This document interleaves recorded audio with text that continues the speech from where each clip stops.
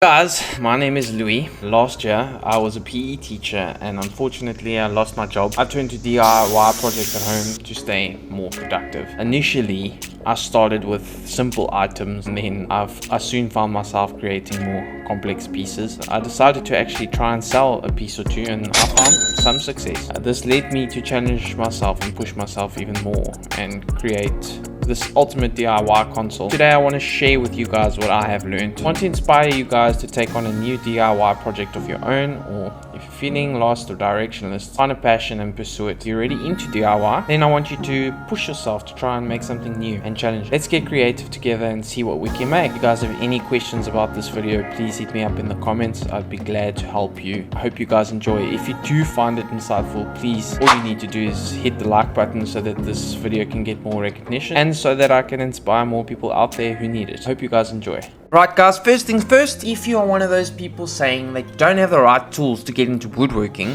then the first thing you need to do is build a bridge and get over it. Here are some of my first builds. I know they're not amazing, but they were a great learning curve for me. These are some of the pieces I originally started with. I originally started with a hammer, a chisel, handsaw, and a drill. For this project, I used about 3 pallets. That's how many I took apart. For you, it might be different depending on what kind of pallets you use and how much good lumber you can salvage. If you don't know how to take apart a pallet and you are looking for a good way to do it without damaging the wood, I will list a tutorial in the video description. And if you're wondering where to find pallets, then stick around because we cover that topic later in the video. After I had taken apart my pallets, I straightened the boards using this thingy-majig. Smash the like button if you caught that joke. I used the jig to get straight cuts on my pallets and give me straight wood to work with. I'll link the tutorial for you guys in the description if you would like to build your own. I simply place one board in, run it through, get a straight edge on each one, and then right at the end, after each one has a straight edge, I run them through the saw again.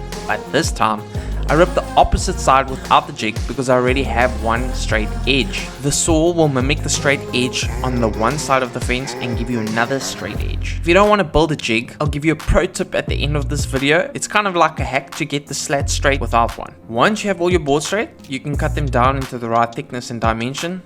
I'll mention all of my dimensions as we go along. I also planed my wood so that I could make the sanding process faster and give my project a cleaner finish. But for now, let's start with how I made the top first, and then we'll get to the legs once that's done. For the top, you can see that I used about 3 boards here. The breadth of each doesn't really matter because in the end, I ran my board through the saw and cut it down to size, which was about 32 centimeters. I simply glued together the 3 boards, putting a decent amount of glue on the edges.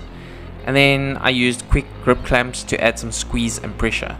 I then added some weight to prevent the top from bowing. I then glued together the 2 pieces of wood that I got from a pallet for my cross supports for the tabletop. These will run perpendicular to the top and parallel to the short ends of the tabletop. They will also serve as an attachment point for my awesome triangular legs, which you will see soon. I cut them down to the same width of my board in the end so that they were flush, which was about 32 centimeters. I did this using my crosscut sled. You can also do this using your miter sled that comes with your table saw. Just make sure that it's square before starting. I then ran my tabletop through with a 35-degree bevel to give it a sleek finish because I don't have a router. I would have preferred 45 degrees. However, that would have taken more meat off the board and made it too narrow. Then I ran the ends through my miter sled because my cross-cut jig did not have enough room for the tabletop. This brought the total length of my board to 117 centimeters. I then filled the holes with my own wood filler. To do this, you simply mix your sanders dust with PVA glue and thin it with water to your desired texture. I prefer mine a bit more runny because the finish is not smooth if it's too dry. Be careful not to make it too runny because if it's too runny then the glue contracts once it's cured and your hole will still look like a hole and not be filled properly. I personally prefer wood putty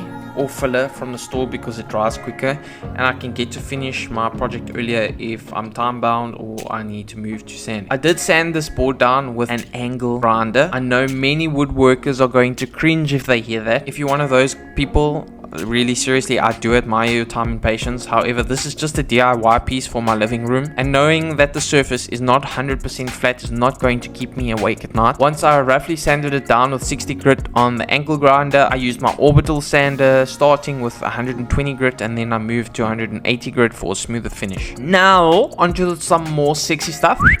The legs. To make the legs, I glued up short boards from the Euro pallet and then I ran them through my table saw, giving them a thickness of 3.5 centimeters. I cut down the edges, giving me a total length of 77 centimeters. I placed my legs on the table and then I set my preferred width of the legs, which was the same as the top, 32 centimeters. I then marked down the angles with a pencil on the base of my triangle and I set my table saw blade to match that angle, which was about 35 degrees in my case. I then used my miter jig to cut down the base according to those markings I made. Notice in the video that the base is not flush with the floor. To solve this, I made sure there was a small protuberance, did I get that right, at the end of the base with the legs, and then at the end, once I put everything together, I simply cut off the ends with the table saw. I then used the pocket jig to fix it to the triangle and I added some glue to the joint. To fix the two ends to the top, I simply screwed them in. I wasn't sure what to do there, so I just thought, screw it. I used my Craig multi-tool to make sure the ends were fitted the same distance apart. You can just use a tape measure for this. It was approximately about 3 inches. I sprayed polyurethane coating for the finish on my table, which gave it a glossy texture. If you guys are looking for pallets, I suggest you take a drive through your closest industrial area. I get all of mine from factories and grocery stores that do like imports. If you don't have a straightening jig, you can use a water level or any long straight beam attached to your fence. Make sure that the entry length and the exit length engulf the whole board. Otherwise, the length of the board may bow out of alignment with the fence, giving you skew cuts. This method is ideal for shorter boards. If you want to do long boards like I do, 120 centimeters, then you'll need a very long fence, which is impractical. So I would suggest you get a jig. If you want to learn how to make a jig or take apart pallets, be sure to watch what's coming up next. Hope you guys enjoyed my video and I will see you again soon. Ciao, bye bye.